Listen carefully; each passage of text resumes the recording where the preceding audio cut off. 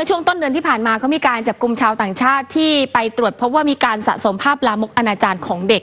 เขาบอกว่าอันนี้อาจจะเป็นจุดเริ่มต้นของโรคใคร่เด็กก็ได้เดี๋ยวไปติดตามจากรายงานชิ้นนี้ค่ะ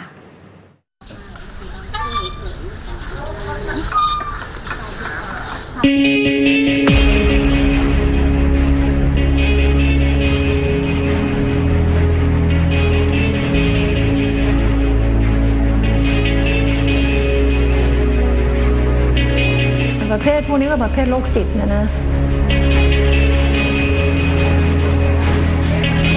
เป็นผู้ใหญ่แล้วนะครับแล้วก็จะไปมีความสัมพันธ์กับคนที่ยังอยู่ในวัยเด็กบางทียังไม่เป็นวัยรุ่นเลย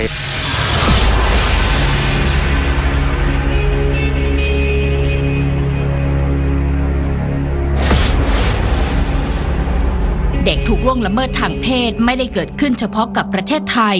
แต่มันเกิดขึ้นทั่วโลกมีความต้องการทางเพศกับเด็กมันกำลังเป็นเรื่องที่น่ากังวล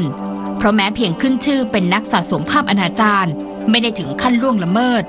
แต่นั่นมันเป็นสัญญาณเริ่มต้นของโรคใคร่เด็กจริงๆสำหรับตัวโรคพีโดฟิเลียนะครับหรือโรคชอบเด็กหรือใคร่เด็กเนี่ยจริงๆต้องเรียนอย่างนี้ครับว่ามันคือโรคที่ตัวคนหนึ่งที่อาจจะเจอได้ทั้งผู้ชายและผู้หญิงนะครับเจอได้ทั้งสองเพศแต่ส่วนใหญ่อาจจะเจอในผู้ชายมากกว่านะครับซึ่งในกลุ่มนี้เป็นวัยที่เป็นผู้ใหญ่แล้วนะครับหรืออาจจะเป็นวัยรุ่นตอนปลายขึ้นไปแล้วเนี่ยแล้วมีความรู้สึกมีความสุขทางเพศหรือตื่นตัวทางเพศกับคนที่ยังอยู่ในวัยยังไม่เจริญพันธุ์หรือในวัยที่ยังเป็นเด็กอยู่นะครับสรีระร่างกายก็ยังเป็นเด็กอยู่นะครับ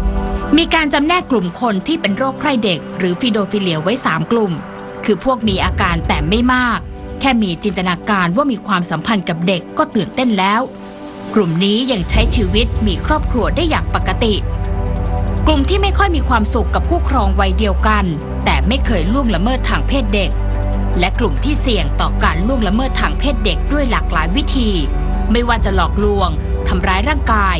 ยิ่งหากใช้สารเสพติดด้วยแล้วการควบคุมยิ่งยากเป็นที่สุดนะแล้วก็เป็นโรคทางจิตเวชแล้วก็อีกอย่างหนึ่งก็คือเสพยาเสพติดด้วยคือไม่รู้แล้วอะไรเป็นอะไรนะแล้วก็อีกสุดท้ายนี่ก็คือไปมัวเมาในเรื่องพวกวิดีโอหนังทางเพศนะคะประสบการณ์เราได้รับฟังจากเด็กแล้วก็ทางตำรวจเข้าไปจับกลุ่มนะคะเราก็เห็นบางบ้านเนี่ยก็มีแต่หนังวิดีโอโปอะไรเงี้ยของเด็กๆอะไรเงี้ยซึ่งเขาก็กระทำกับเด็กอะไรเงี้ยค่ะแต่มันจะมีปัจจัยหนึ่งเข้ามาเกี่ยวข้องคือการยับยั้งชั่งใจ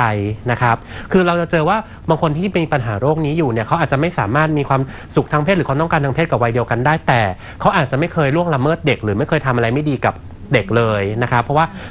ในใจเขารู้สึกว่ามันเป็นเรื่องที่ไม่ถูกต้องบางคนที่รู้สึกว่ามันเป็นเรื่องผิดเนี่ยเขาอาจจะเกิดภาวะซึมเศร้าโรควิตกกังวลหรือบางทีอาจจะฆ่าตัวตายเลยเพราะว่าเขาไม่อยากจะทำที่มันผิดกฎหมายหรือผิดศีลธรรมนะครับแต่ว่าอันนี้มันก็จะเป็นคนละเรื่องกับกรณีคนที่มีการยับยั้งชั่งใจไม่ดีนะครับคนที่มีปัญหาเรื่องยับยั้งชั่งใจไม่ดีหรือมีปัญหาเรื่องศีลธรรมเนี่ยก็อาจจะมีการคุกคามทางเพศจริงๆในกลุ่มนี้อาจจะคุกคามทางเพศไม่ว่าจะเป็นเด็กหรือวัยเดียวกันหรือผู้สูงอายุเนี่ยเขาจะคุกคามหมดเลยเพราะว่าเขามีปัญหาบกพร่องในเรื่องของการควบคุมตัวเองนะครับในกลุ่มนี้ก็อาจจะคุกคามหมดเลยนะครับแต่ถ้าเกิดว่ามีปัญหาเรื่องของการชอบเด็กด้วยแล้วก็มีปัญหาการควบคุมตัวเองไม่ดีด้วยมีปัญหาศีลธรรมด้วยเนี่ยเขาก็อาจจะมีการล่วงละเมิดเด็กได้นะครับโรคใคร่เด็กไม่เคยมีการบันทึกสถิติตัวเลขที่ชัดเจน